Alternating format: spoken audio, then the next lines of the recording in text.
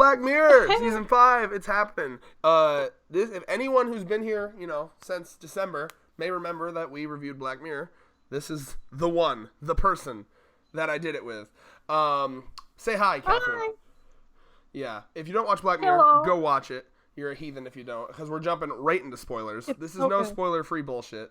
Let's start with Striking Vipers. Spoilers. Catherine, I want your thoughts. Okay, so I think this was the weakest episode, but it was still like a really enjoyable story, and it was interesting to think about. It felt kind of longer than the other ones, even though they're all about the same runtime. What I heard people say on the Reddit was than that it took longer to get into the Black Mirror-ness of it. Yeah, I agree with that. It didn't feel like it really started until like a little further down, but the setup was good. It just could have been a little quicker. So it's interesting that you feel that way, because I'd be curious if I have no idea if this is like a stereotype that's real or not, but I've been seeing a bunch of memes on the Black Mirror Reddit about like men who watch that episode versus women who watch that episode, and men are like super like enthralled and women are just like and honestly, like I wonder if there is like an aspect of like, because I really like that episode, and in fact it's kind of in competition for my favorite of the season, and I think a big aspect of that for me is I like the idea. I really appreciate that this show is always pushing boundaries of like what a lot of other shows probably are afraid to talk about, and this episode is really like, it's that thin line of like sexuality these days versus like friendship, sexuality, who you fuck, who you don't want to fuck, yada yada yada. It's very thin, and it shows how like technology can really make that thinner. Think like I know there are guys that don't consider like, oh, I'm just texting someone, that's not cheating. You could imagine in the future, guys would be like, oh, it's just VR sex, that's not cheating, and so that's already an interesting concept, from the technology aspect. But then they add in this really interesting part where it's like, imagine your best friend, right? Like you on an emotional level with your best friend, that's like, what's it? Go ahead. And then take it a step further, and like you can only get off with your best friend. Like the fact that he was trying to, because I thought that too, like when his friend left, he's like, I'm not going to do this anymore. I'm like, oh, he'll find other players, he can do it online. But like he was explaining that, no, it's not the same with other people. Yes, like you were saying, there's this emotional connection there. Yes, that line proved that it wasn't just a carnal like lust thing for him. It was like there was like a legit like emotional connection there. It was a polar bear. Yeah, and the best line. Every Black Mirror season has a line. Last season it was "stealing my pussy is a line too far." This season it's "I fucked a polar bear and to get you off my mind," or get. Okay, like shameless. In the beginning of that episode, like when I was like, okay, so this is going to be about like virtual reality sex, I was like, there was a polar bear character. Are they going to try different characters? Is this going to get really weirder? But they kept going back to the same characters. That was their favorites. But whoa. Okay. So yeah, I'm glad you kind of go there. You go ahead. Sorry. No, go ahead. Oh, okay. So I'm glad you brought that up, because I'm so used to like Black Mirror going to fucked up places. I kept expecting it to go darker. Did you have the same thing? Yes. So like yes. Okay, you go.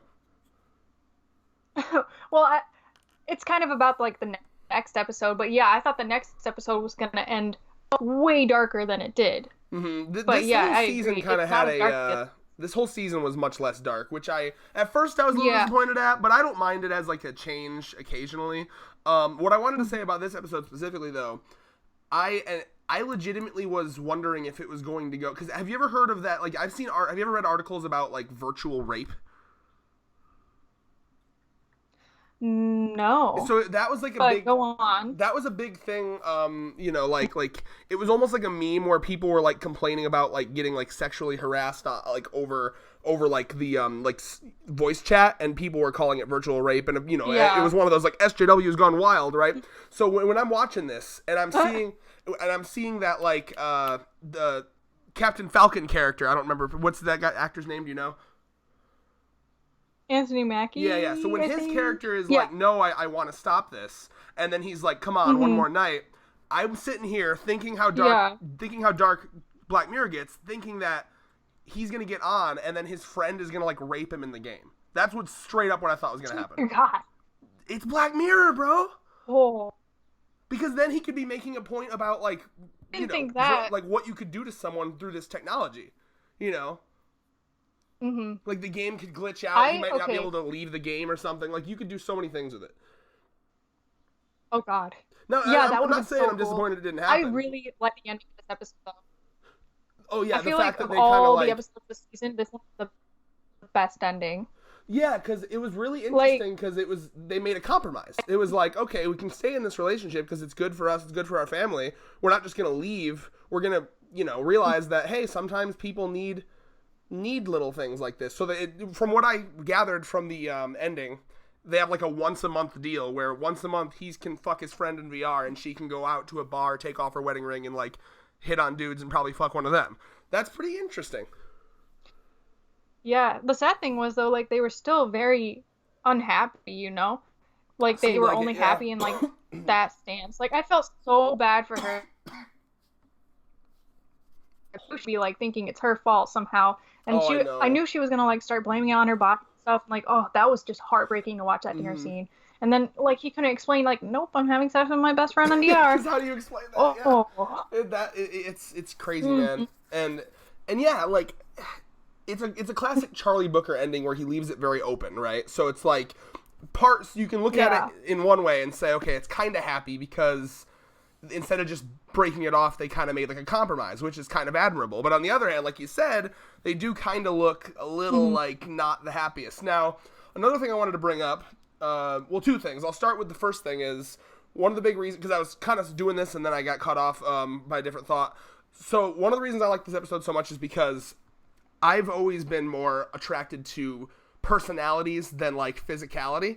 I technically am straight, but I find myself very attracted to like the personalities of my best friends, and I'm always making jokes to my best friends like, man, if you were a girl, I could date you, man, like shit like that. I say it all the time. Some people might find it weird. I do it all the time. That's true. You feel right? So. Yeah. So for this episode, funny, I get it. Yeah. I was fucking enthralled by this episode because I'm like, whoa, because basically, if technology like that existed, it does kind of like, it blurs the line of sexuality where like you could truly have a relationship based purely off of emotions. Because like, how many times? I have friends who are lesbian who literally like come to me and be like, yeah, I had this crush, she was straight, and it broke my heart.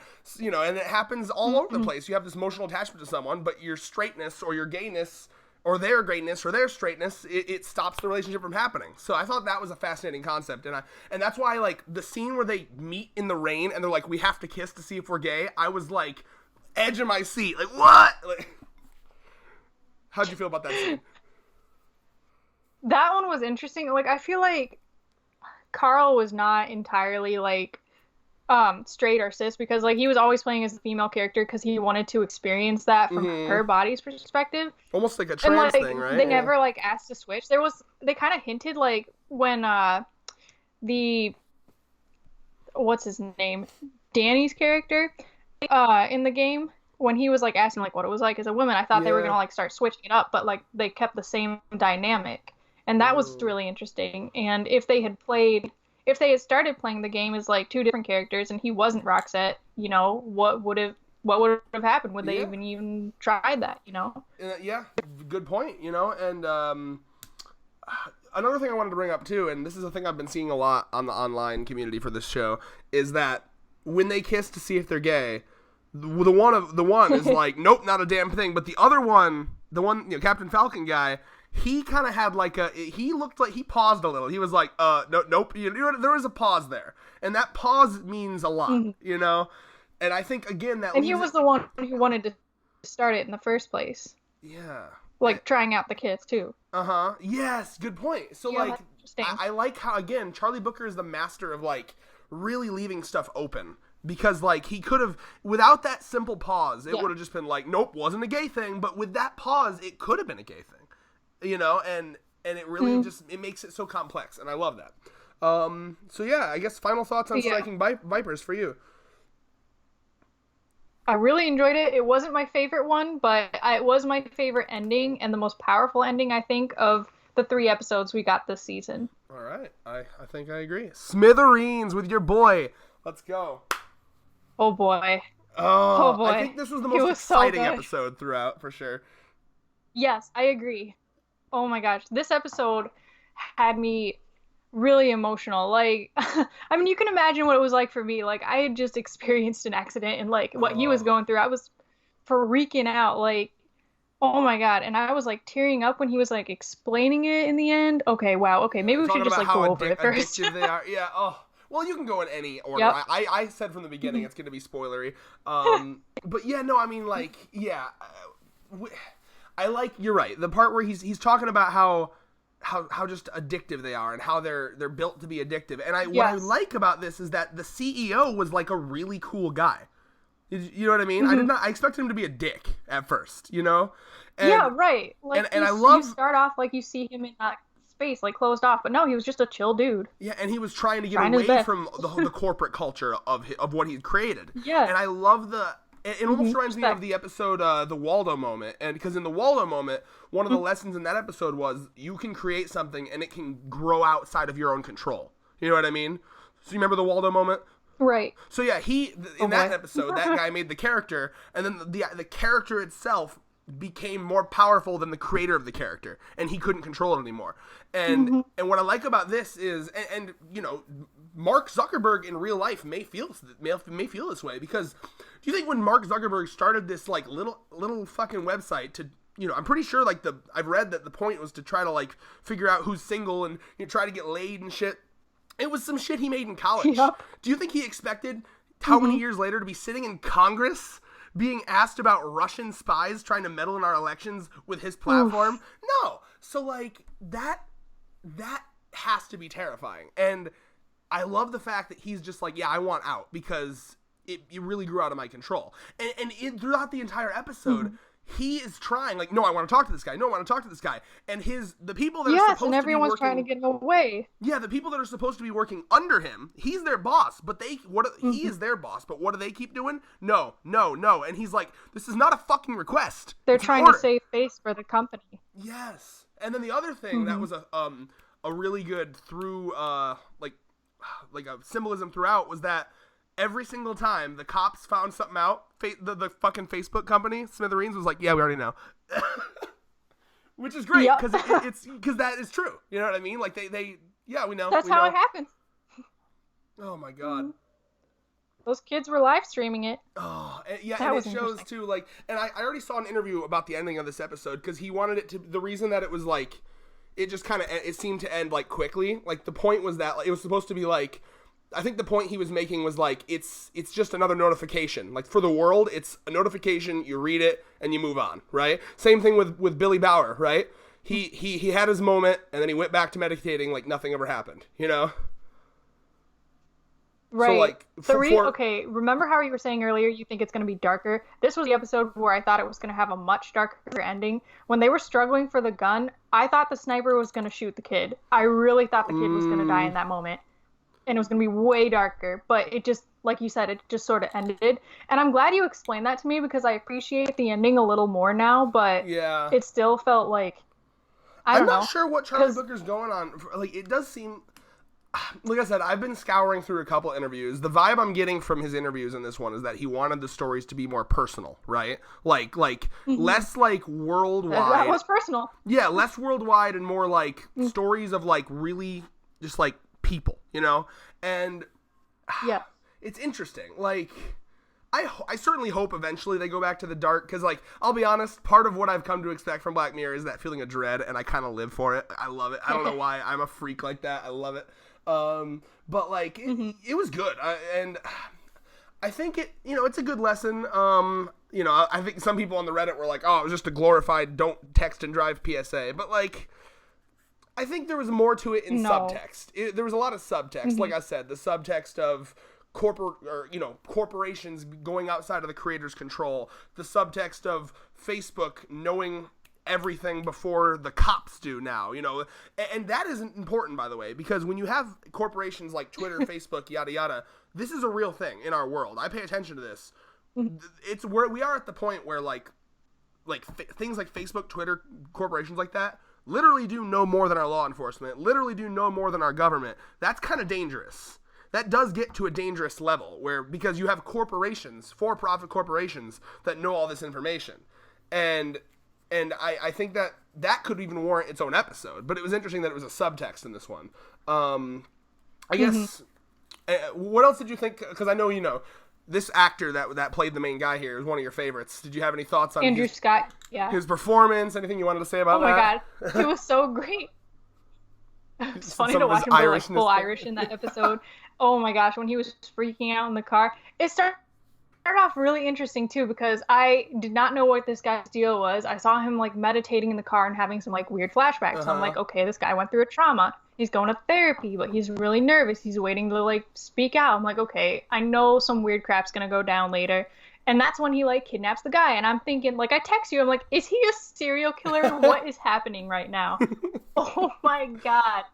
That was, his character was really interesting in this one. And the sad thing was, okay, obviously, don't text and drive. Please, for the love of God, do not text and drive. It's the worst thing ever. But, like, when you're watching the accident, it kind of felt like it wasn't his fault. Like, yeah, it wasn't his fault. Like, well, yeah, you're right. No, I agree. Still in his lane, That particular accident, from what we saw, did not look. I mean, and the cops came to the same conclusion. Remember, like the cops said, no, it wasn't your fault. But the thing is, the guilt ate away at him because even the tiny little possibility that maybe I could have swerved and missed it. Like let's say, because if I'm remembering correctly, he was going straight. Someone like ran something, like ran a light or ran a sign, and then crashed right into the passenger side where his fiance was. Correct. Mm-hmm. So, yeah, I mean, like, that technically is not his fault, but, like, I know that if I were in his position, I would be constantly thinking, like, but what if I wasn't on my phone? Maybe I could have seen it. Maybe I could have swerved out of the... I've been in that position, and, yeah, that's exactly what happens. Like, I'm like, what if I left, like, 2 seconds earlier? Like, even the littlest, dumbest things like that, I'm, like, so paranoid about. Yeah. Ugh. I love it. It really do be like that. And I think, my favorite, I still think my favorite part, though, is... when he does get to talk to him, and like you have moments like his people are trying to give Billy Bauer's people are trying to give him like talking points, and he's like, just talk like a fucking human. Why is everyone talking like robots? I loved that line. Yep. Because like oh my gosh, that was so good. Same thing with the negotiator, right? He was also talking like a fucking robot to him, Negotiator was so stupid in this episode. Oh my god. But he act like, yeah, I got this guy figured out. Oh my gosh. Like, it didn't even make any sense either. His theory, I'm like, how are you professional? Yeah, I mean, but that is true though. I mean, like, I resonate with that line because I feel like a lot of people don't just keep it real. Everyone wants to like psychoanalyze everyone when they're talking to them. It's just like, how about just be a human, So I like that. Yeah. And his visceral anger to anything like artificial makes sense too because of what he used to be, which was someone who was always plugged in. And then I also love the line where Billy Bauer is like Billy Bauer is almost able to like have a cathartic moment where he's like, you could tell he'd been considering about leaving his company. And then it's almost like this moment made him like, you know what? Fuck it. I am going to, right? And he starts going on the like, I'm going to leave. I'm going to have nothing to do with it. And then the main character is like, I don't care what you do. I just wanted to tell you my piece. I was like, wow. Yeah.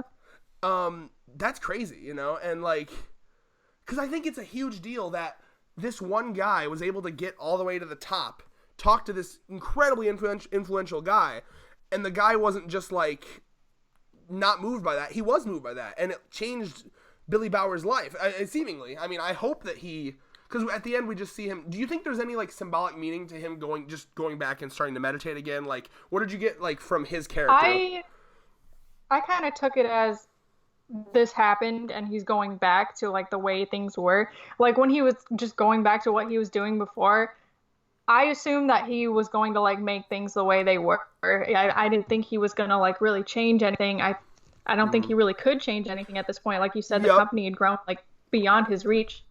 So he's just going back to what he was doing. And that rant too, where Billy, it was really sad.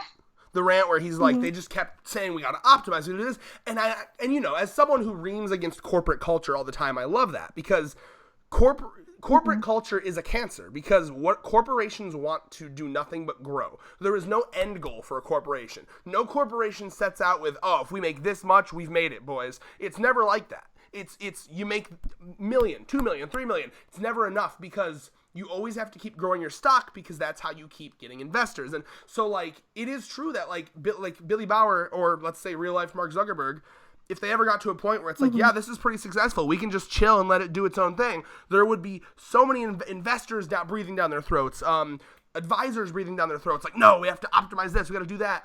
And I like the point that Charlie Booker brings up in this episode, which is like, where do you draw the line between optimizing to make this thing so addictive and, you know, thinking about like, do any of those like deaths fall on you, like the people that kind of made this shit so addictive, just like, you know, the certain drugs that are so addictive, do those deaths fall on the people that made the drugs? It's that gray moral line, you know?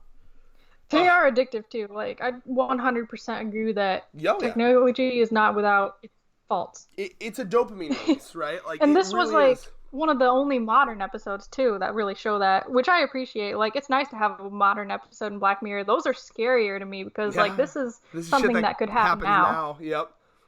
Oh my goodness.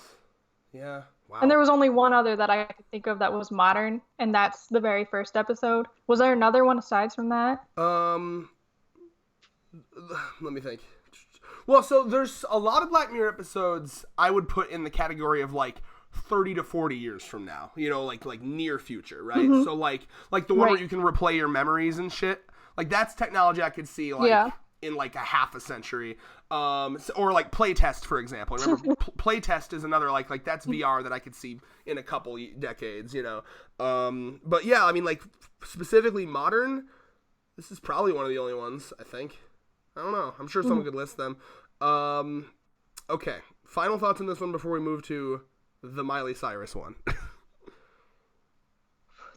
Definitely the most, I think, powerful and emotional one of the series. Not sure if it's my favorite. It's hard to pick favorites with the show because they're all so good. Yeah. But for me, it was between this one and Rachel, Jack, and Ashley too. Okay, so I have some interesting thoughts on this one. So moving on to Ashley too. Yeah. So I'm just gonna immediately say, okay, it was good. I enjoyed it, and in fact, Miley Cyrus, I thought, did a great job. So anyone dissing on her just because in the past she did some cringy shit, get over it. She does a great job here. She's a great actor. Are people really dissing on her for this? People, it's kind of like, you know, when it was like meme culture to hate like Justin Bieber, it's the same thing to hate like Miley Cyrus. You know, like it's an internet thing. Not a lot of people, but there are certainly a chunk of people. She did amazing. She did, yeah. And that's why I'm just clarifying from the beginning. My slight issue with this episode is not her at all. In fact, my issue with this episode is the villain, who is the most cartoony Saturday morning cartoon villain I've ever seen in Black Mirror. I was watching this episode like, I can't believe how evil she is. This is so evil. Cartoonishly evil. This episode felt like a breath of fresh air. Oh, it was just for like between all the other Black Mirror, because it was so like it had a happy ending, right? The villain got put behind jails apparently. I don't know, probably. They definitely got caught, and like no one really died in this episode. Like that happened in the episode, not before the episode began, you know. Yeah. But it was like a fun episode. It wasn't like as deep as the other ones, but it was just like a really interesting and enjoyable story, and I was like, okay, this is a fun one to leave off on. It didn't have any incredibly powerful moments, and it didn't have, like you said, a really interesting, like, overall villain. It wasn't even, like, targeting at technology. In this case, it seemed like technology was, like, really good, you know, because of the doll. The only thing I could think of is... So it was just very different. The only technology that may have been like a warning in this episode was the fact that they could like scan her brain in her coma and build songs out of her comatose brain. Yes. So that made me like I think even with was it Prince? He had like an unreleased album and they're like, oh, we're gonna release it now, and I'm like, that's kind of weird, like, because he's not signing off on that, you know. You know, yeah. Like even though they did it. I agree. It's weird. Like, and that I think is the kind of evil in this episode, is that like it's the I don't want the personality attached to this. I just want your talent, and I want to make money off of it. And she literally drugs her into a fucking medical coma. I was like, wow. Like, you feel me that she is, like, cartoonishly evil, right? Like, I was and then the cop car comes in, and she just gets on the ground. I don't want to die. I don't want to die. Wow. I think my favorite performance, though, was Miley Cyrus as the robot. Like, get this cable out of my ass! That was endearing. That was amazing. Oh, my God. That was so funny. Like, once she got into, like, the robot's brain, I was cracking up. That was so entertaining to watch. I was... That robot was interesting, too, because I was like, what's the robot gonna do when this all ends? Because it's, like, also Ashley, but it's stuck in a little robot body. Like, does it have a purpose now, or is it just gonna chill out? Turns out it's chilling out, having a good time, so... Anarchist paint job. I love it. Yep. And I like to, there was a little part at the end that I enjoyed, and it really did feel like one of those Charlie Booker, like, add-ins, where, she's doing what she loves, the punk rock, death metal era music that she wanted to do, and there's two of her, like, old fans walk out, like, this is awful, and I like that, because it shows that you're never gonna please everybody. But some of your fans will like it, right? So some of her fans are like, yeah, fuck yeah, it's still Ashley. We love her, whatever she does. But some will be like, fuck you, and we don't like this.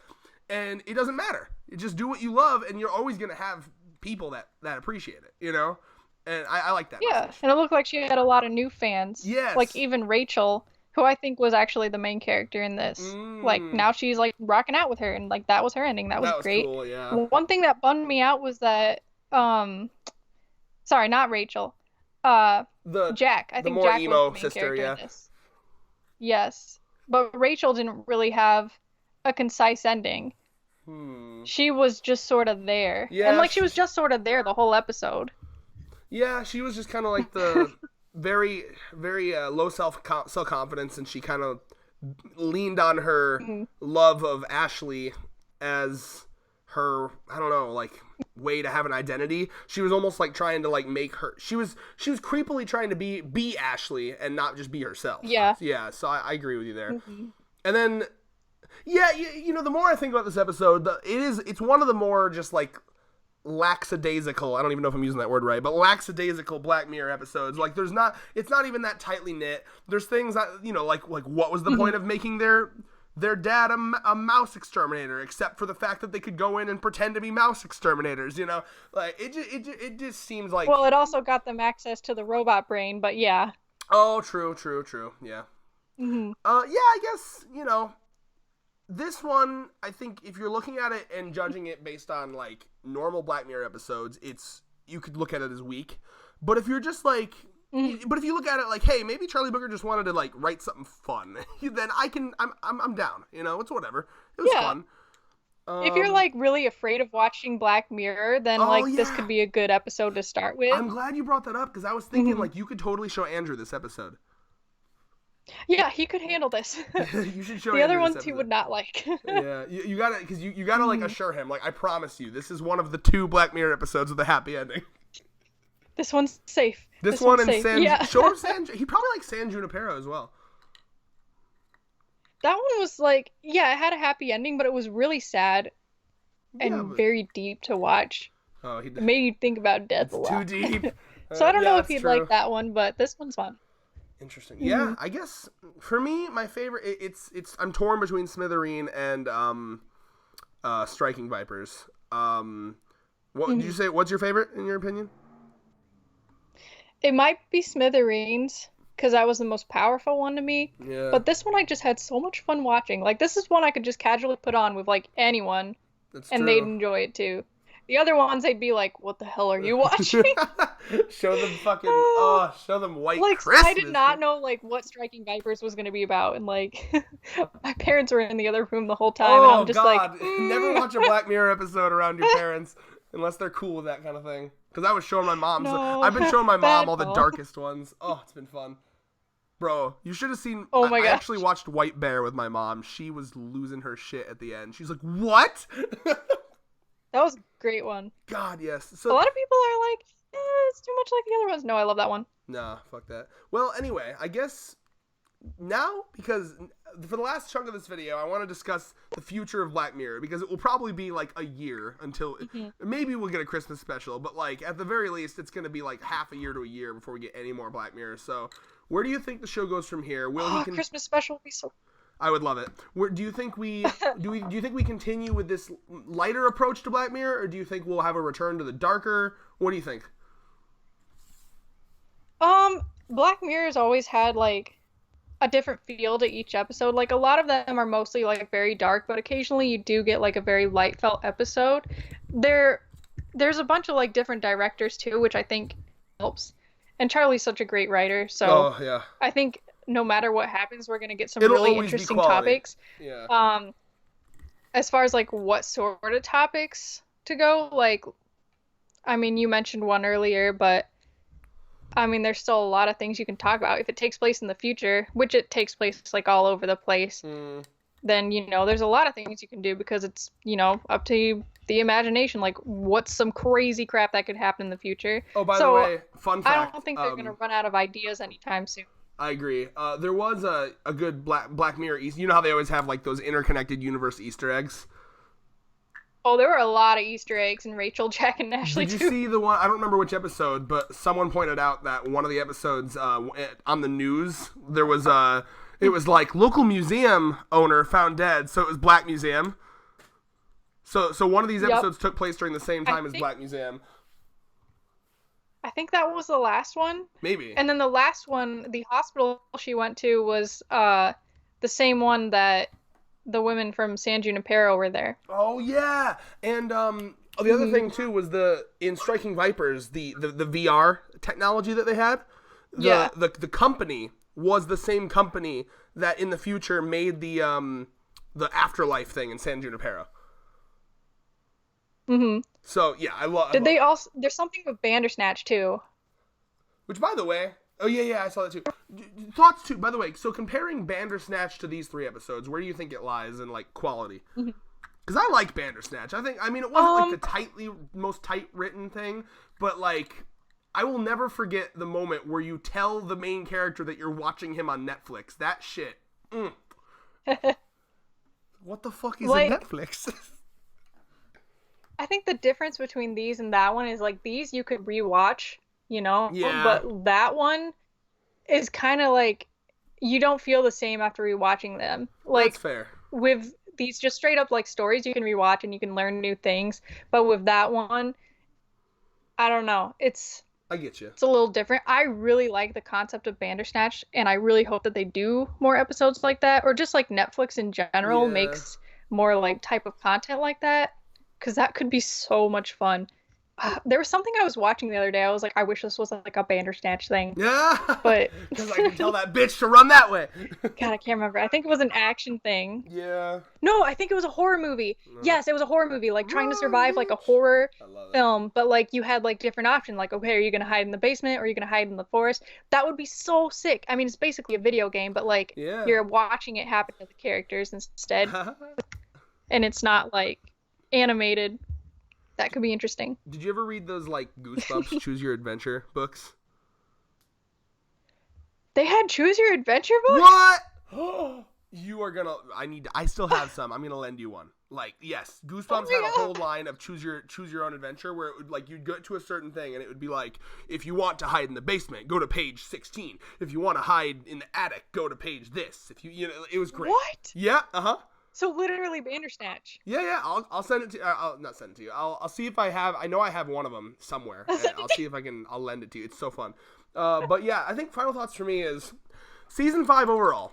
It was a fun season. It was more like, whereas other seasons of Black Mirror, I come out of it like, oh, that fucked me up, but in a good way. This one was just like 3 really well written stories. Like on any other show, it would just be like, yeah, that was some high quality written shit.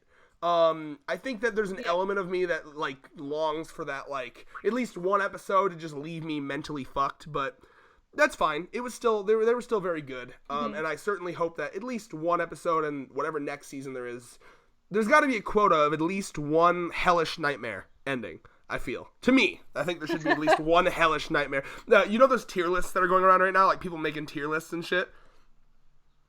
Mm-hmm. I saw one, people were making a tier list about the endings of Black Mirror, and it was like, happy ending, okay ending, kind of bad, and then the top was hellish nightmare. So yeah, give me some hellish nightmare, but overall I thought it was very good. Final thoughts for you? I agree. It wasn't as impactful as the other ones, save for like Smithereens. I think that one was, I mean, it made me tear up, and it made me like definitely for like a good hour after I watched that, I was just kind of pacing around. I had to take a break between that one and the next one because that one was like, oh my God. That's a good sign with Black Mirror. The longer the break like you we take. said, it was modern and it was very relatable. I agree. But yes, I don't think any of these episodes are gonna be in my top 5. No. Compared to the other ones, but it's still like all very good, very solid, like quality writing. So I'm really, really relieved about that. They haven't gone downhill at all. Agreed. I'll be looking forward to what he does next, and hopefully it doesn't take too long, because the 3 episodes, it's killing me, man. It's just 3. But yeah. Give us some more like creepy horror, like futuristic horror. I love it. Like, do you have one little final thought before I end? Nope, just me like wistfully hoping. All right, with that, peace.